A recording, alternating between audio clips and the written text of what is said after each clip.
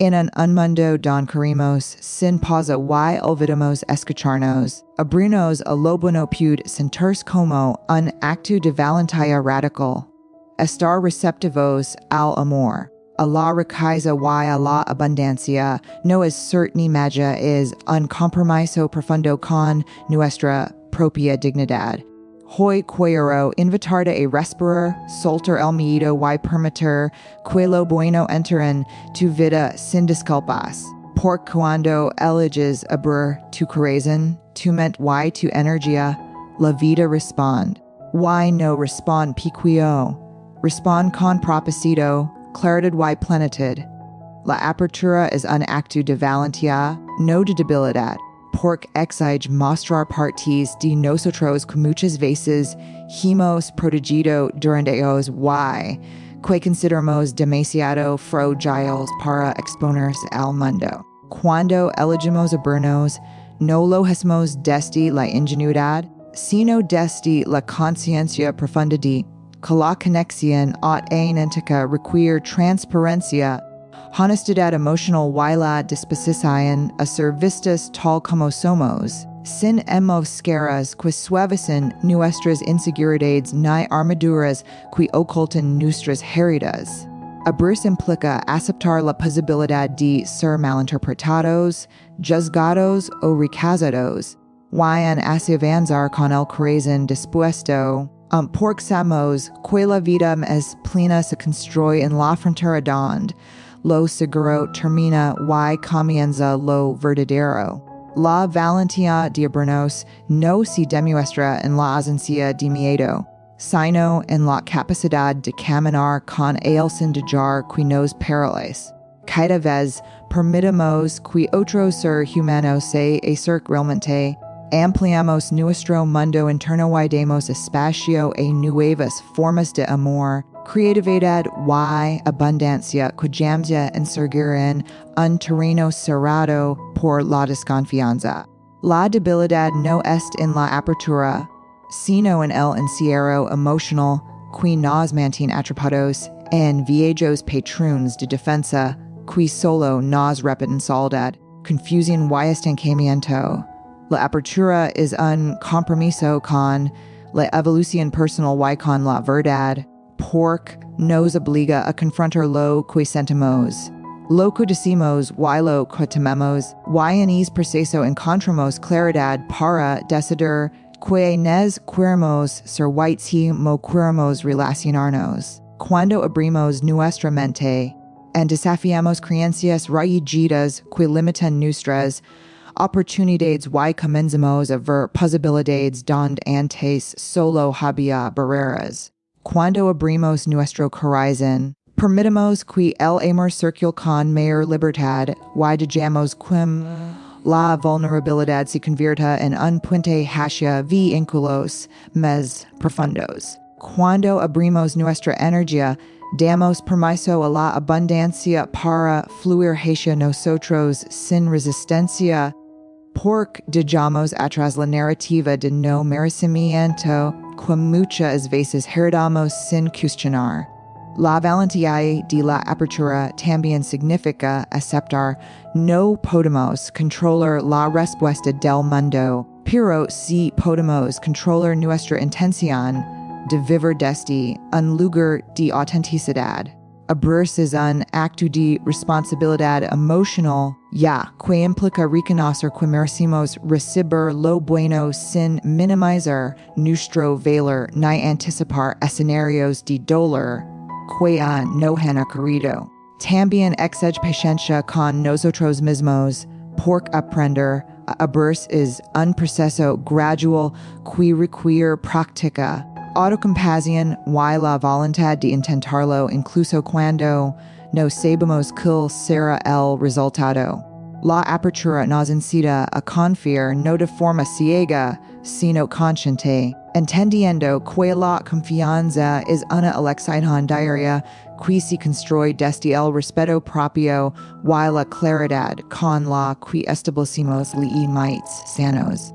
No es debilidad compartir nuestras esperanzas, nuestros sueños o nuestras partes rotas. Por el contrario, es una manifestación de fortaleza reconocer que somos humanos y que nuestra humanidad es digna de ser vista sin filtros. La valentía se manifiesta cuando dejamos de escondernos detrás de explicaciones perfectas y empezamos a mostrar la realidad de lo que somos. Porque solo dest la verdad puede crecer cualquier forma de abundancia real. La apertura es un acto de generosidad hacia nosotros y hacia los demás. Una invitación a que la vida nos sorprenda con conexiones, oportunidades y aprendizajes que jamás elegará en un corazón cerrado. Es también una declaración silenciosa de fe en nuestro propio valor, un recordatorio de que merecimos recibir lo bueno que buscamos y que el primer paso para atraer amor. Riqueza y plenitud es atrevernos a abrir la puerta interior que durante tanto tiempo mantuvimos cerrada por miedo. En la apertura descubrimos que la vulnerabilidad no es la enemiga de nuestra fuerza, sino la raíz desde la cual florece una forma de fortaleza más honesta, más humana y más capaz de transformar nuestro camino. La apertura revela que no estamos hechos para vivir detrás de muros internos, sino para participar plenamente en la experiencia humana, con todo su riesgo y toda su belleza. Cuando elegimos abrirnos, permitimos que la vida nos encuentre donde realmente estamos y no donde fingimos estar. Y es gesto consciente transforma la manera en que recibimos cada nueva oportunidad. Este acto fortalece nuestro espíritu.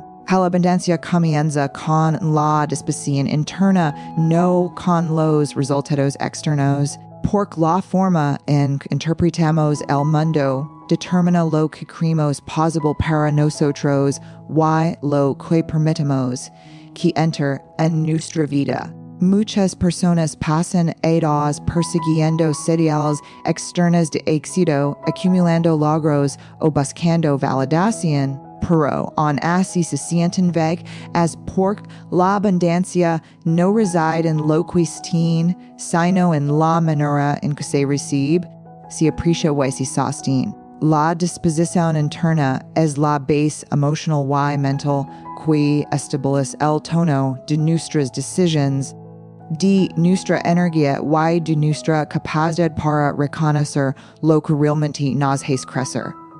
Cuando estamos cerrados, incluso las oportunidades más claras parecen inalcanzables, pero cuando estamos abiertos, en hasta los pasos pequeños se convierten en caminos posibles.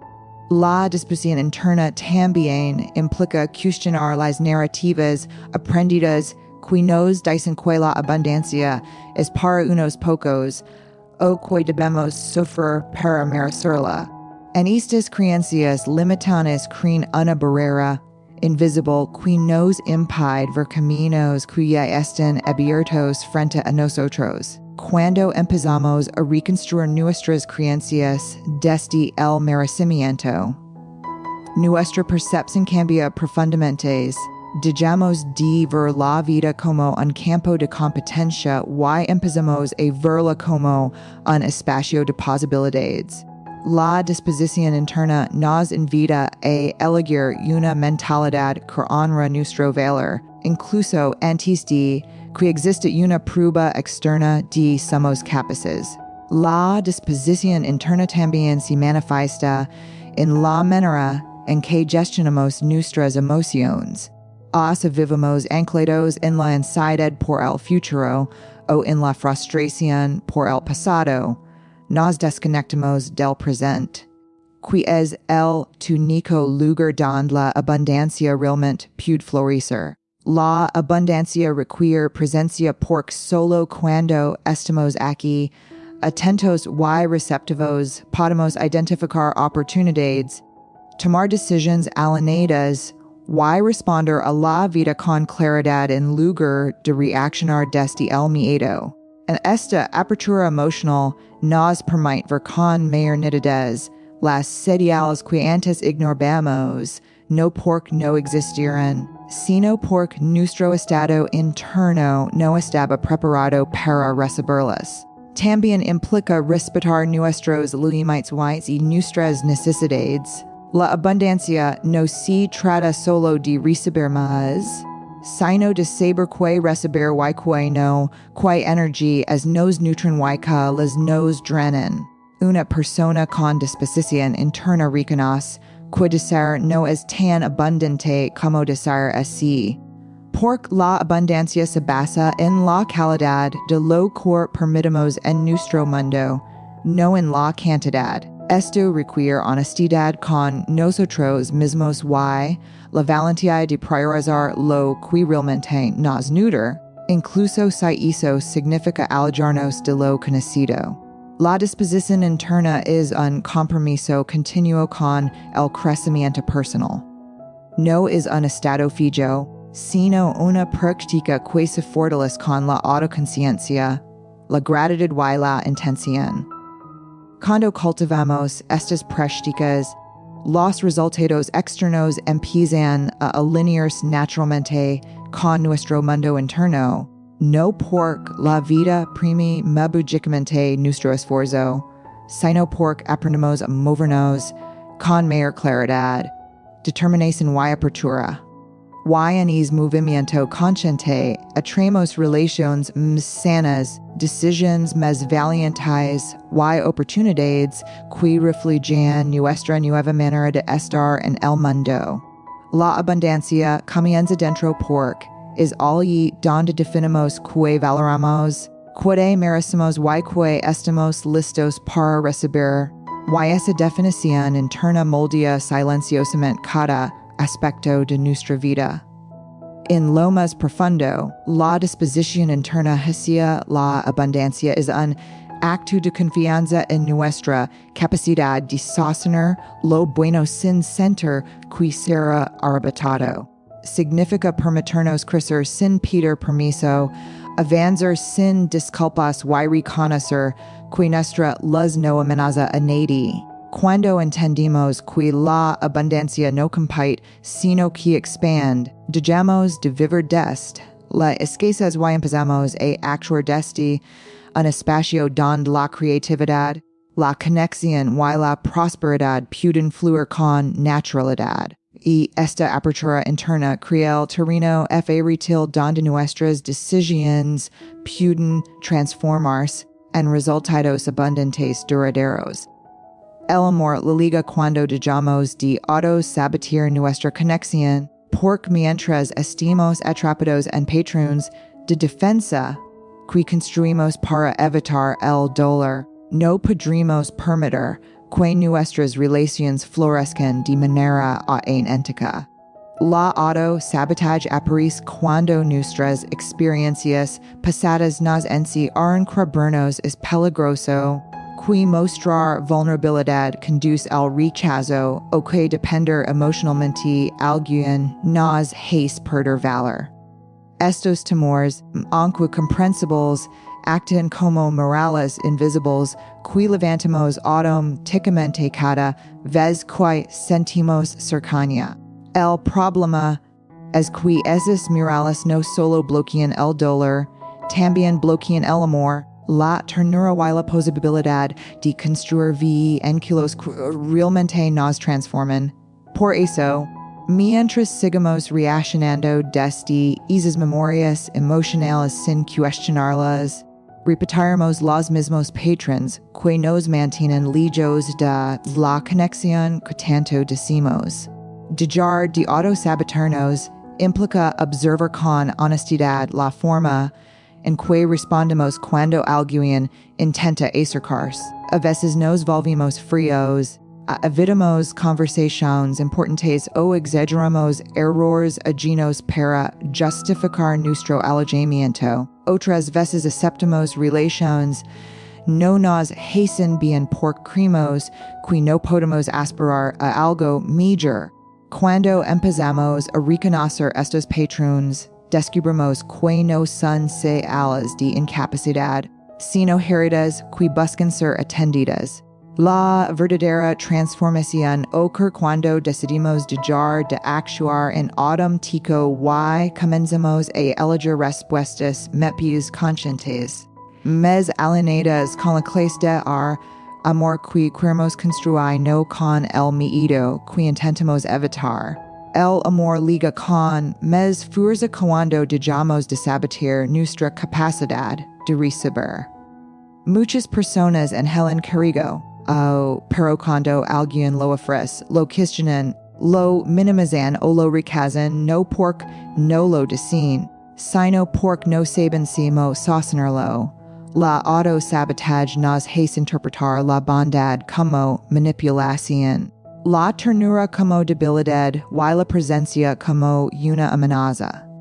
Aprender a recibir amor requiere práctica, impaciencia y la decisión consciente de confiar, no de manera ciega, sino con apertura. Con el tiempo descubrimos que permitir que alguien nos cuide no nos resta fuerza, sino que nos recuerda que no tenemos por qué atravesar todos solos.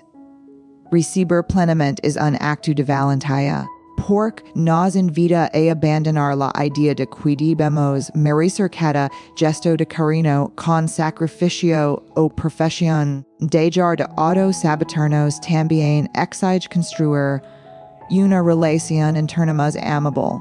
No podemos esperar conexión saludable cuando nos tratamos con dureza. Nos culpamos por sentir o invalidamos nuestras emociones. La forma en que nos hablamos influye profundamente en la forma en que permitimos que otros se relacionen con nosotros.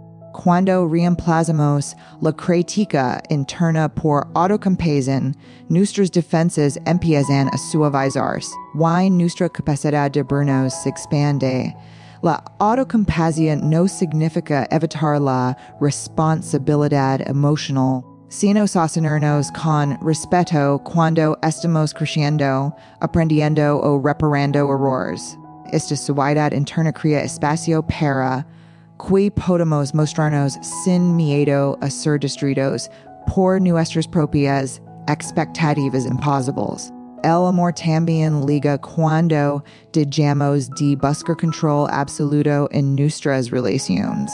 La autosabotage aparece frecuentemente como un intento de evitar la incertidumbre, porque creemos que si no permitimos que algo avance, tampoco podrá lastimarnos. Pero la conexión auténtica requiere riesgo, entrega y la voluntad de caminar sin garantías. Cuando confiamos en nuestra resiliencia emocional, dejamos de utilizar el distanciamiento como protección y empezamos a valorar la intimidad como un camino que se construye desde la presencia y no desde el temor.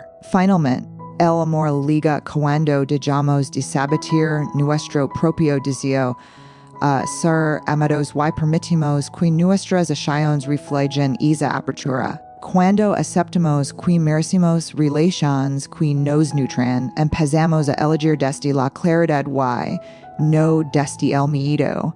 Y esa elección transforma radicalmente la manera en que nos vinculamos con el mundo. Al abrir espacio para conexiones sinceras, reconocemos que el amor no es un premio otorgado, sino una experiencia que se construye con presencia, responsabilidad emocional y el valor de mostrarnos completos, incluso cuando todavía estamos aprendiendo a confiar. La riqueza emocional precede a la riqueza material porque es en nuestro mundo interno donde se definen las capacidades que determinan si cómo manejamos. Creemos y sostenemos lo que liga a nuestra vida. Sin estabilidad emocional, incluso los logros más visibles se sienten vacíos, y las oportunidades que podrían impulsarnos se diluyen entre dudas, miedos y patrones que repetimos sin cuestionar cuando no tenemos claridad sobre nuestro valor y nuestros límites. Cuando desarrollamos riqueza emocional, construimos un sentido de identidad que no depende de validaciones externas y nos permite actuar desde la confianza en lugar del miedo. En esta fortaleza interna nos guía a tomar decisiones más conscientes e establecer limitantes sanos y a relacionarnos desde un lugar de equilibrio. Sin esta base, cualquier forma de riqueza materiales vuelve inestable porque carece del support emocional necesario para sostenerla con calma. La riqueza emocional también moldea nuestra percepción de lo posible. Una persona que se siente suficiente, capaz y digna interpreta las oportunidades como caminos accesibles, mientras que alguien dominado por inseguridades ve cada posibilidad como una amenaza.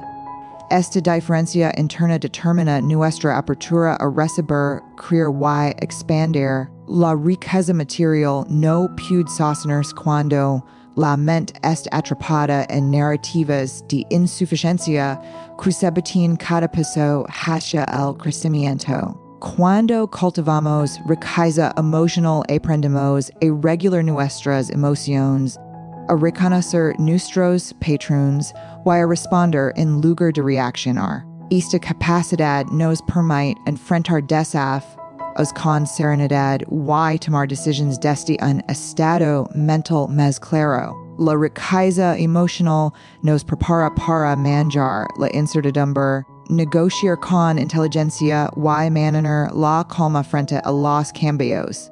Todo esto se traduce en mayor estabilidad para construir resultados sostenibles para crecer. La riqueza emocional antecede a la material porque define si nos relacionamos con el trabajo, el dinero y el éxito. Una persona emocionalmente equilibrada no busca llenar vacíos internos con bienes externos, sino que construye desde un propósito auténtico. Esta claridad permite avanzar con intención, sin compararse constantemente ni caer en ciclos de autoexigencia destructiva. La estabilidad emocional crea una base sólida para tomar decisiones financieras sanas y sostenibles siempre. La riqueza emocional también influye en nuestra capacidad de recuperarnos después de las dificultades.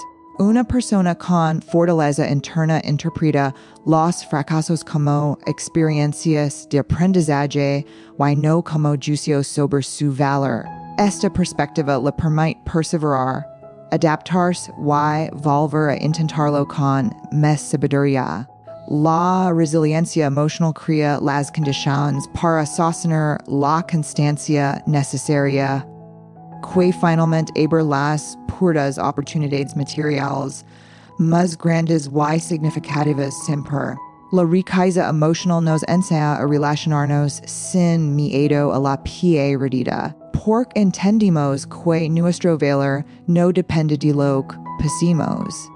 Esta seguridad interna nos permite arriesgar con mayor libertad, innovar sin paralizarnos y tomar decisiones audaces cuando las circunstancias lo requieren. Quien se siente emocionalmente estable no teme al cambio, porque sabe que su fortaleza no proviene del entorno, sino de la solidez que ha construido adentro.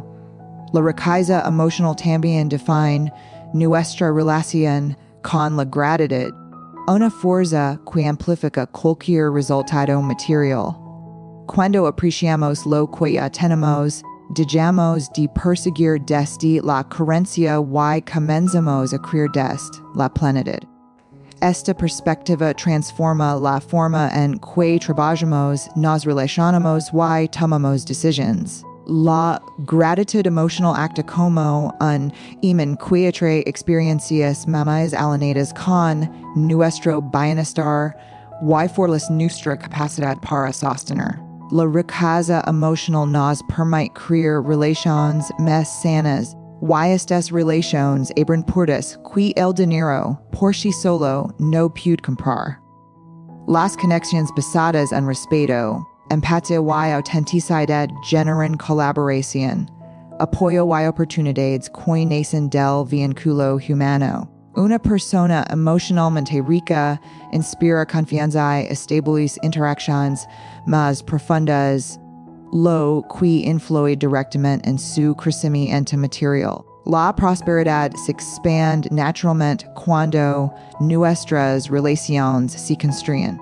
La riqueza emocional crea un sentido de propósito que orienta nuestras acciones en direcciones coherentes con lo que realmente decimos. Cuando vivimos desde esta claridad, dejamos de perseguir metas que no nos representan y empezamos a construir un camino propio. Esta coherencia interna impulsa nuestra creatividad, fortalece nuestra disciplina, y nos invita a tomar decisiones que favorecen nuestro bienestar integral, lo que naturalmente abre paso a la riqueza material siempre. Lo que recibimos refleja lo que creemos como merecemos por nuestras creencias internas acti como filtros invisibles que determinan que permitimos que la vida nos ofrezca y que enriquecemos sin siquiera darnos cuenta.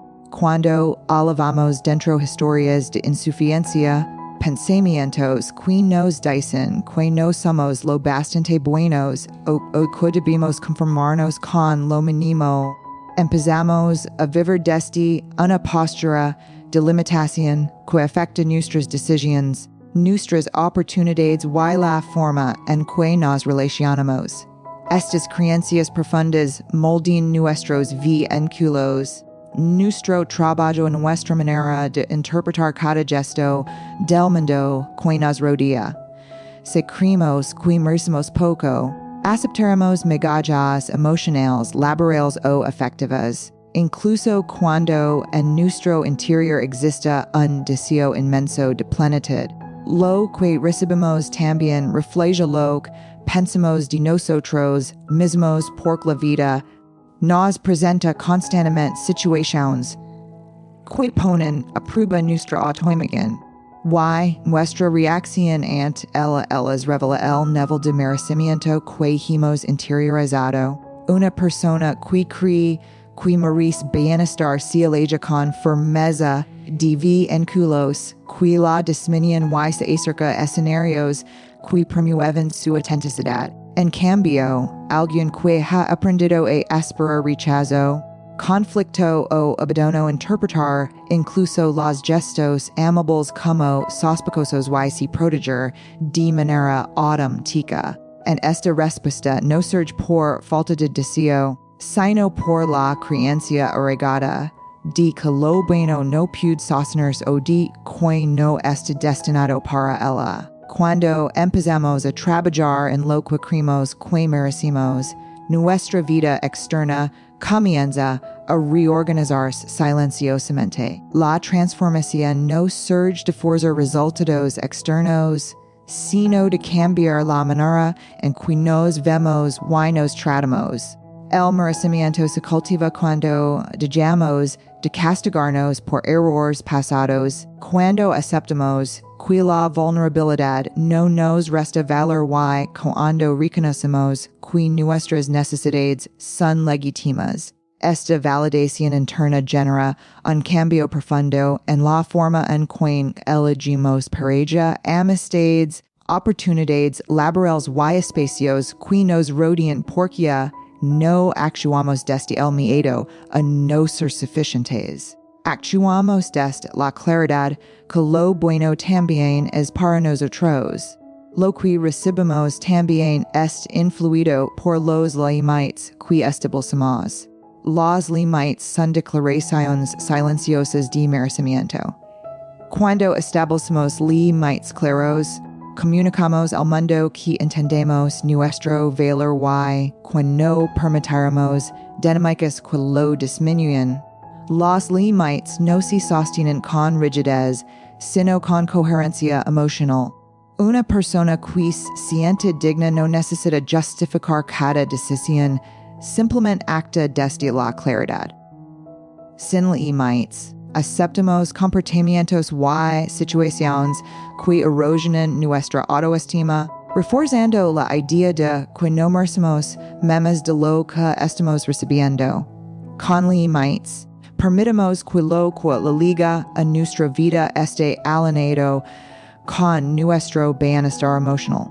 El merecimiento también se refleja en nuestra capacidad de recibir sin culpa.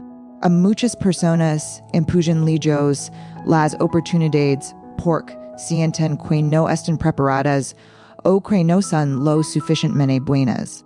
Cuando la culpa acompaña al éxito, nos autosabotimos para volver al nivel que sentimos familiar. Romper este ciclo implica permitirnos recibir con gratitud, entendiendo que aceptar lo bueno no es arrogancia, sino un acto de coherencia con nuestro valor interno. Lo que creemos que merecemos también determina la paciencia con la que construimos nuestro camino. Quien se sabe digno no se desespera por resultados inmediatos, por confía en su capacidad de avanzar con constancia. Quien nos siente merecedor teme que cualquier retraso confirme su insuficiencia. La paciencia emocional no es pasividad, es la seguridad de que nuestro esfuerzo tiene un propósito y que nuestra historia no se define por un momento aislado. Finalmente, lo que recibimos refleja la visión que tenemos de nuestra vida posible. Si imaginamos un futuro pequeño, actuamos de manera pequeña. Si imaginamos un futuro más amplio, nos permitimos decisiones que nos acercan a él. El merecimiento no es una idea abstracta, es una energía que se expresa en la manera en que caminamos, hablamos, elegimos y nos relacionamos. Cambiar lo que recibimos empieza por cambiar lo que creemos que somos capaces y dignos de experimentar. Cuando elevamos nuestro sentido de merecimiento, dejamos de tratar la abundancia como una excepción y empezamos a verla como una extensión natural de nuestra identidad. Este cambio interno nos permite asumir riesgos creativos, buscar relaciones más nutritivas y sostener oportunidades que antes parecían demasiado grandes para nosotros. Al honrar nuestro valor, expandimos nuestra capacidad de recibir con apertura, gratitud y convicción en todo momento